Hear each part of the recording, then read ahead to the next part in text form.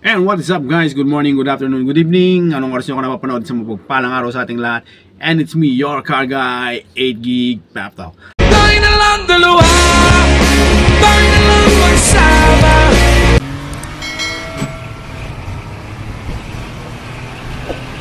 Ayan, on today's vlog, ayan, napakaganda talaga pagka medyo yun, nakakaluwag-luwag ka, ika nga nila. Kung medyo maluwag-luwag yung budget mo. So kung naalala nyo, meron tayong Toyota Mitsubishi Adventure na automatic, kinuha ni Sir, tapos binalik, nakipag-swap dun sa Adventure natin na na gusto niyang manual kasi nga gusto niya talaga, prepare niya talaga manual. Now, ngayon, ang gusto na naman niya, back-to-matic daw siya kasi pag ginagamit ni Mrs., ni Madam, nagkakaroon ng problema, namamatayan daw sa daan. So, ang prepare ulit niya, siya na lang mag-a-adjust, magagawin na lang niya, bibili na lang ulit ng automatic transmission. So, ayun, kung meron kayong alam na Toyota Innova, yan, na Matic, kasi yun na yung prepare niya, gusto niya na ng Innova kasi mas nagustuhan niya. Actually, yung Innova kasi natin lahat, dapat siya rin, isuswap niya ulit, yun yung kukunin niya. Kaso nga lang, manual siya. So, prepare niya na ngayon is Matic. So, kung may kilala kayo, bibigay tayo ng referral fee o tipster fee na tawag pagka meron kayo na ituro na magandang automatic na Toyota Innova. So, ayun. At eto na rin yung vlog natin. Ayan, he's back. Bumabalik na ang ating napakagandang Mitsubishi Adventure. Gusto nyo makita? Eto yon.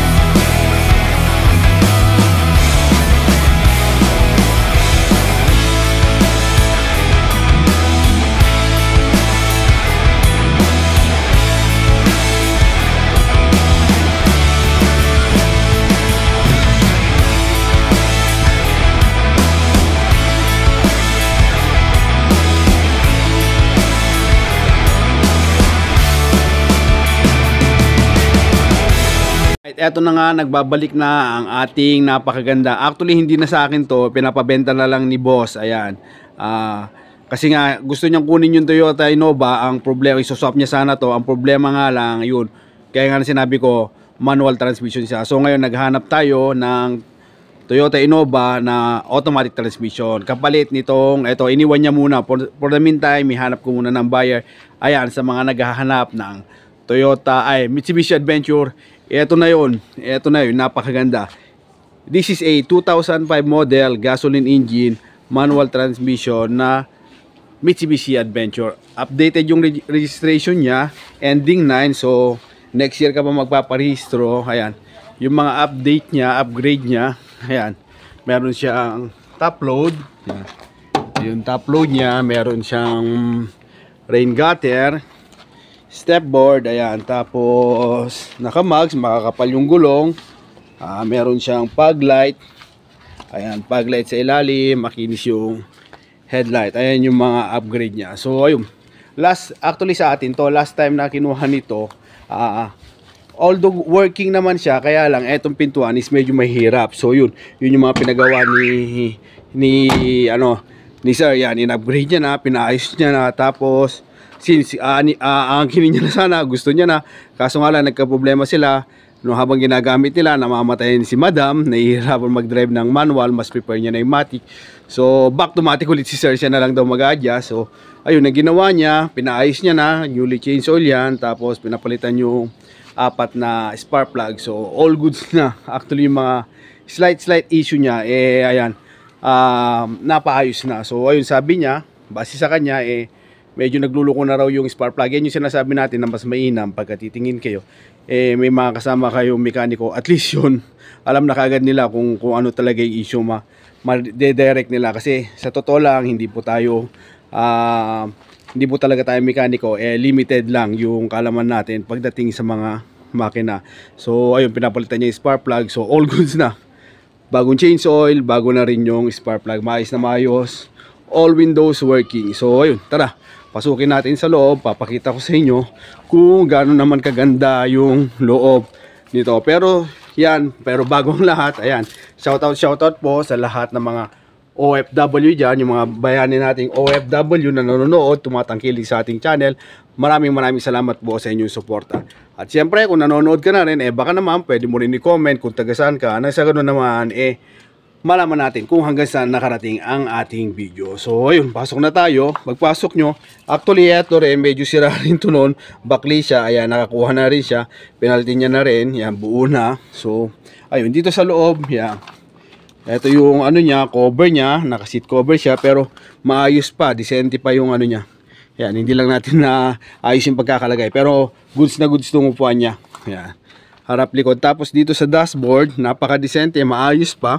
Actually, nakita nyo na to, meron na tong vlog dati, kaya lang inuulit ko lang para sa mga bago natin viewers at hindi pa nakapanood nito. So ayun, para naman makita nyo. Ayan, okay na okay siya, goods na goods yung dashboard, walang crack, goods na goods. Tapos dito naman sa ano niya, ayan, ang mileage niya is 190. Yan yung tinakbo niya. Tapos ang kagandahan nito, touchscreen, 2D infotainment niya. Ayan, start na, ipakita natin. Ayan, ito yung 2D infotainment niya. At syempre ito, ayan, diba, naka dashcam na siya. Okay, so ayun, front and rear dashcam yan. Ayan, front and rear dashcam yan. Tapos working din to. Ayan, nakapatay na, tayo natin open. Yan, so ayun, touchscreen din to. Yan, Nakamichi na touchscreen. Ayan, touchscreen siya. Ayan, saan ba? Home natin. Ayan yung home niya.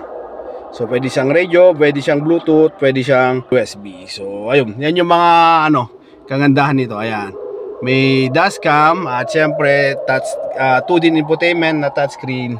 Ayan, walang check engine to sa sasakyan na to. Papatay natin, pakita natin. Ayan, iilaw yung check engine naman, then mamamatay.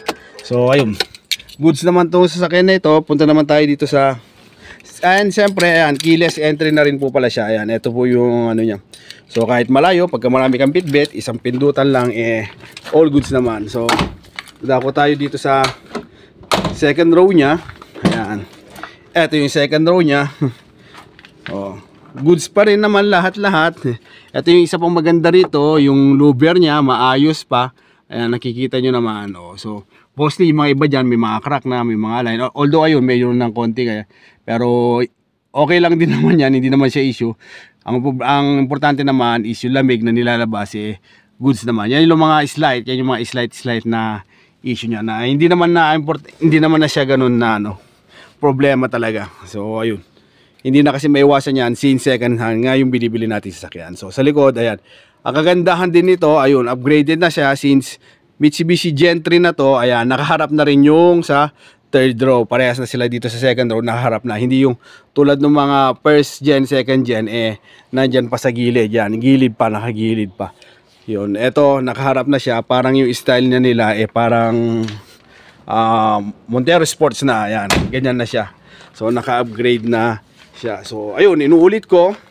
Mitsubishi Adventure, 2005 model, gasoline engine, manual transmission, nakarehistro, sariwa yung labas, lalo na din sa loob. Ayan, maayos lahat, walang issue, makapal yung gulong. Ang price niya is 245k, very much negotiable. Ayan, actually presyo pamigay na to ng may-ari. Sabi nila basta may interest, pumunta lang. Ayan, kasi mostly talaga mas gusto namin nakikipag-deal ng mga buyer na talagang pumupunta rito, kesa yun humihingi ng last price tapos hindi naman pupunta. So ayun, mas may entertain, kasi mas magandang entertain yung mga pupunta rito, nakikipag-usap kung magkano yung budget, kung kaya naman, bakit hindi, at least may uuwi nyo na, saka para rin ma-check nyo. Mahirap kasi, ayan, na tumatawad tayo na hindi natin nakikita ng actual ng unit. So muli, ang inyong lingkod, ako po ang inyong lingkod, 8Gig Pep Talk, na nagpapaalala na pagkabibili ng isang sasakyan, mas mainam pa rin talaga na magdala kayo ng sarili nyong mekaniko, na sa ganun naman, makasigurado kayo sa binibili nyo, mawala yung mga agam-agam nyo, pagdududa nyo pagka bumibili kayo ng sasakyan. Total, ang lahat muna ng sasakyan natin, unli check, unli test, yan, unli katok, lahat-lahat ng gusto nyong unli. So although tested na to, tested na siya sa long drive kasi nga from Tarlac to Manila, yan, Manila to Tarlac, back and forth, wala naman naging issue dito. So wala pong overheat to, wala po lahat. Yan, ang iniintay na lang kayo. So ayun, muli, hanggang dito na lang tayo mga ka-pep talk. God bless everyone, mabuhay ka hanggang gusto mo. See you on my next vlog. So ayun, isalan nyo na ako, yan, sa mga gusto mag-walk-in. Ang location natin is Borot, Tarlac City, para maiuwi nyo na ang napakagandang Mitsubishi Adventure 2006 model, gasoline engine, manual transmission. Ganito na lang. Bye bye. Maraming salamat sa panood.